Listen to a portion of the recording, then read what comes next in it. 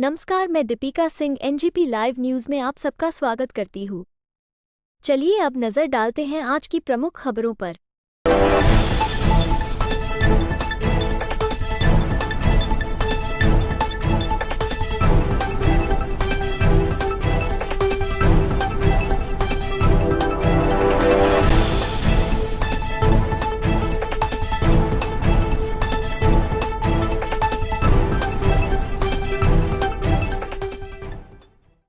अभी हाल ही में मैंने एक 57 साल के जेंटलमैन में वॉल रिप्लेसमेंट किया है विदाउट सर्जरी, जिसे माइट्रा क्लिप कहते हैं।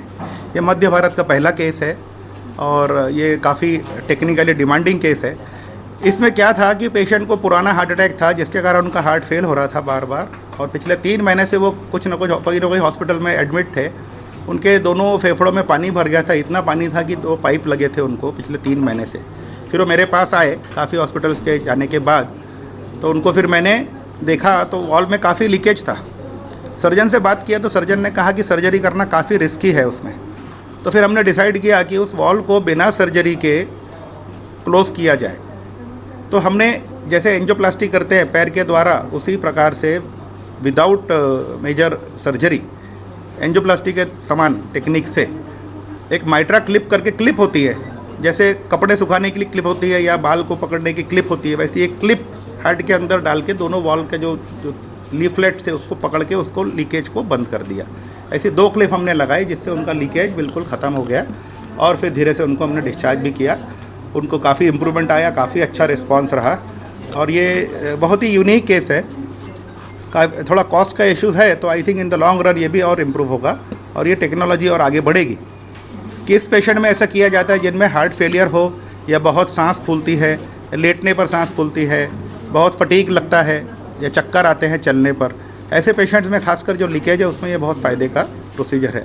इसमें एनेस्थीसिया देना भी एक बहुत बड़ी इम्पॉर्टेंट एक मेथड है, एक स्टेप है, और ये विदाउट जनरल एनेस्थीसिया हो नहीं सकता।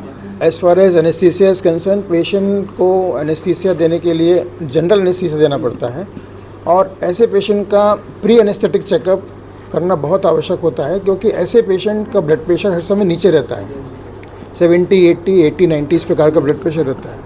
और जो एनेस्थीसिया की मेडिसिन्स होती हैं वो हम जब देते हैं एनेस्थीसिया पेशेंट को, तो ऐसे में पेशेंट का ब्लड प्रेशर और गिरने का अंदेशा रहता है।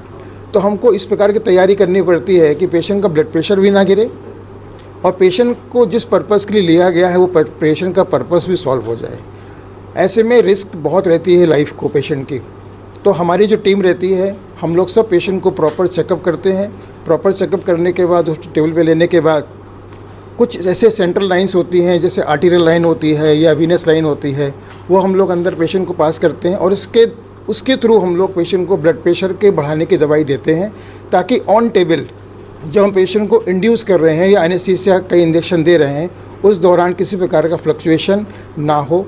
और इस प्रकार से हम लोग पेशेंट को एनेस्थीसिया देने के बाद, ये एनेस्थीसिया को मेंटेन करना भी 4 घंटे की सर्जरी है। इस 4 घंटे की सर्जरी के दौरान पेशेंट को पूरी तरह से एनेस्थेटाइज रखना, किसी प्रकार का कोई डिस्टर्बेंस नहीं होने देना और उस दौरान होने वाले कॉम्प्लिकेशन को ट्रीट करना, ये एनेस्थेटिस्ट का पॉइंट रहता है। और इस पेशेंट में खासकर हमने एनेस्थीसिया देने के बाद पेशेंट को वेंटिलेटर पर 1 रात के रखा और सेकेंड डे जब पेशेंट को देखा कि पेशेंट पूरी तरह होश में आ चुका है, और उसके बाद हम लोगों ने उनका जो मुंह के अंदर ट्यूब जाती है उसको एंडोट्रैकियल ट्यूब बोलते हैं, जिसके माध्यम से वेंटिलेटर सांस देता है, और वो ट्यूब को हम लोगों ने निकाला।